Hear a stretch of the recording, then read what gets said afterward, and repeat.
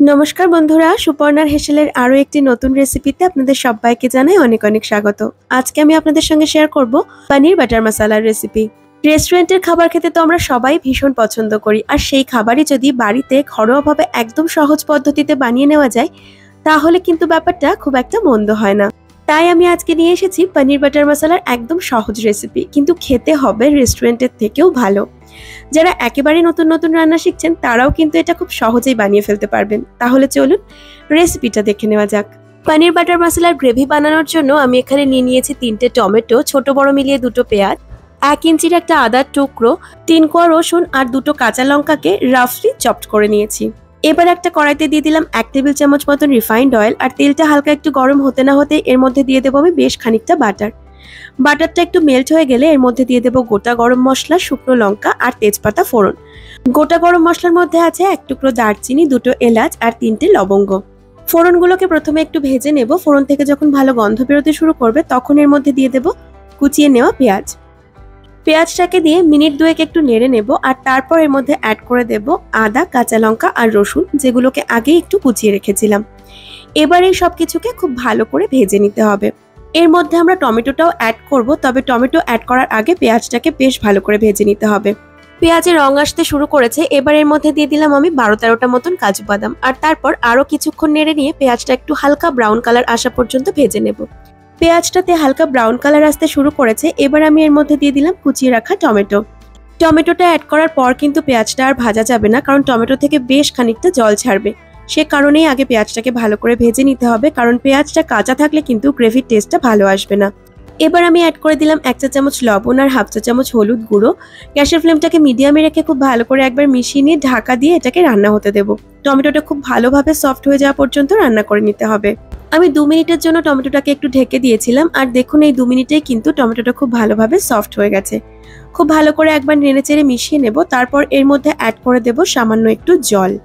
আমি এখানে মেজারিং কাপের 1 কাপ জল অ্যাড করলাম, আর তারপর আবারও নেড়েচেড়ে ঢাকা দেব আরও মিনিট 3 সময়ের জন্য। দেখুন আমি এখানে ঢাকা দিয়ে দিচ্ছি আর ফিরে আসছি 3 মিনিট পর। দেখুন 3 মিনিট আমার এখানে হয়ে গেছে, আমি ঢাকনাটাকে খুলে নিলাম। এবার একটু মিশিয়ে দেব, আর তারপর গ্যাসের ফ্লেমটাকে বন্ধ করে দেব। এই মিশ্রণটাকে এবার একটু ঠান্ডা হতে দিতে হবে। ততক্ষণে আমরা পনির বাটার মশলাতে দেওয়ার জন্য একটা মশলার পেস্ট বানিয়ে নেব। তার জন্য একটা বাটিতে আমি নিয়ে নিয়েছি 3 টেবিল চামচ টক দই, আর টক দইটাকে খুব ভালো করে ফেটিয়ে নিয়েছি। চাইলে আপনারা মিক্সিতে দিয়েও কিন্তু একটু ফেটিয়ে নিতে পারেন। এবার এর মধ্যে আমি একে একে মিশিয়ে দেব বেশ কিছু গুঁড়ো মশলা। সবার প্রথমে দিয়ে দিচ্ছি হলুদ গুঁড়ো, আমি এখানে 1/2 চা চামচ হলুদ গুঁড়ো নিয়েছি।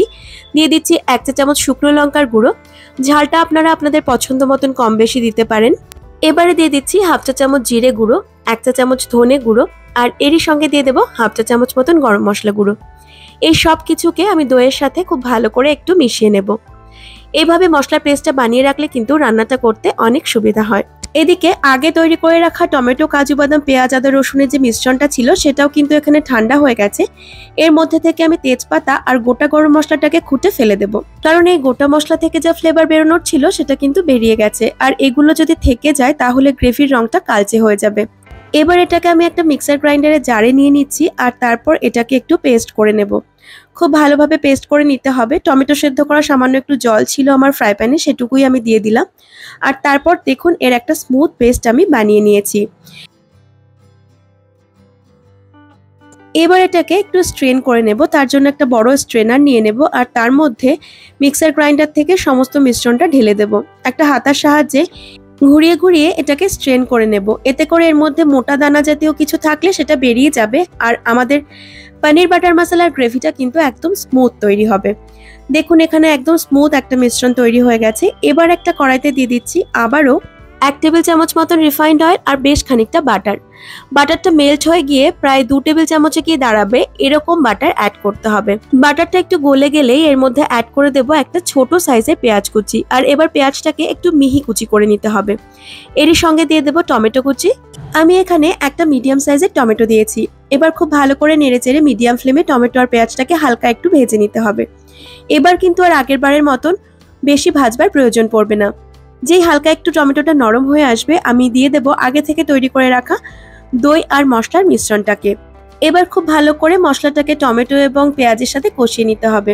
দেখুন মশলাটা আমার খুব ভালোভাবে কষিয়ে নেওয়া হয়ে গেছে, মশলা থেকে তেল ছাড়তে শুরু করেছে।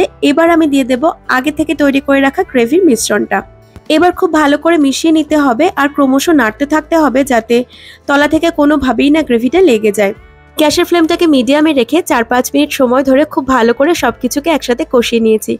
আর দেখুন গ্রেভির রংটাও কিন্তু এখানে অনেকটাই পরিবর্তন হয়ে এসেছে, তেল ছাড়তেও শুরু করেছে। এবার আমি এর মধ্যে মিশিয়ে দেব জল। আমি এখানে মেজারিং কাপের 1 কাপ জল অ্যাড করলাম আর খুব ভালো করে একবার মিশিয়ে নেব।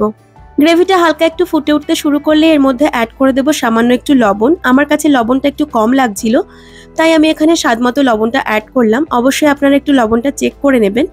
আর দিয়ে দিচ্ছি 2 চা চামচ চিনি। চিনিটা এখানে অবশ্যই দিতে হবে, কারণ এর মধ্যে টক দই, টমেটো এগুলো ব্যবহার করা আছে। যাতে এর টেস্টটা খুব ভালোভাবে ব্যালেন্স হয়ে যায় সেজন্য চিনিটা ব্যবহার করেছি।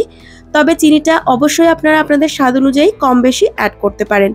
খুব ভালো করে মিশিয়ে নিয়ে চিনিটা গলে গেলে এর মধ্যে অ্যাড করে দেব আমি 3 থেকে 4 টেবিল চামচ মতন ফ্রেশ ক্রিম।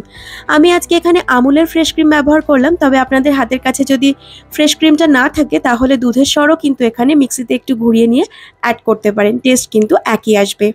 ফ্রেশ ক্রিমটা দিয়ে আমি খুব ভালো করে মিশিয়ে নিয়েছি। আর যখন আবারও ফুটে উঠতে শুরু করবে তখন এর মধ্যে দিয়ে দেব আগে থেকে কেটে রাখা পনির। আমি এখানে 250 গ্রাম পনিরকে কিউব করে কেটে নিয়েছি। আর পনিরটা কিন্তু আমি এখানে কাঁচাই ব্যবহার করেছি, ভেজে নিইনি। পনিরটাকে আমি হালকা উষ্ণ গরম জলের মধ্যে বেশ কিছুক্ষণ ভিজিয়ে রেখেছিলাম। এতে করে পনিরটা কিন্তু একদম ফ্রেশ থাকবে। অনেক সময় আছে পনির একটু আঠা আঠা লাগে, সেটা কিন্তু হবে না। পনিরটা অ্যাড করার পর আমি কড়াইটাকে একটু ঢেকে দিয়েছি আর ঢাকা দিয়ে মিডিয়াম ফ্লেমে 3 মিনিট মতন একটু রান্না করে নিলাম। এবার ঢাকনাটা খুলে দিয়ে দেবো ওপর থেকে ড্রাই রোস্ট করে রাখা কসুরি মেথি। আমি 1 টেবিল চামচ কসুরি মেথি ড্রাই রোস্ট করে নিয়ে হাতের সাহায্যে একটু গুঁড়ো করে নিয়েছি। আর তারপর এর মধ্যে অ্যাড করে দিলাম 3 টেবিল চামচ মতন ধনেপাতা কুচি। এবার সবকিছুকে খুব ভালো করে একবার মিশিয়ে নেব। তবে রান্নার শেষে একটু বাটার অ্যাড করতে কিন্তু একদমই ভুলবেন না। আমি 1 টেবিল চামচ মতন বাটার দিয়ে দিলাম। আর পরিবেশন করার সময় অবশ্যই ওপর থেকে ফ্রেশ ক্রিম ছড়িয়ে পরিবেশন করব। কেমন লাগলো আমার আজকের রেসিপি জানাতে ভুলবেন না। ভালো লাগলে অবশ্যই একটা লাইক করে দেবেন। আমি আবার হাজির হয়ে যাব কাল আরও একটি রেসিপি নিয়ে। ভালো থাকবেন সকলে, টাটা।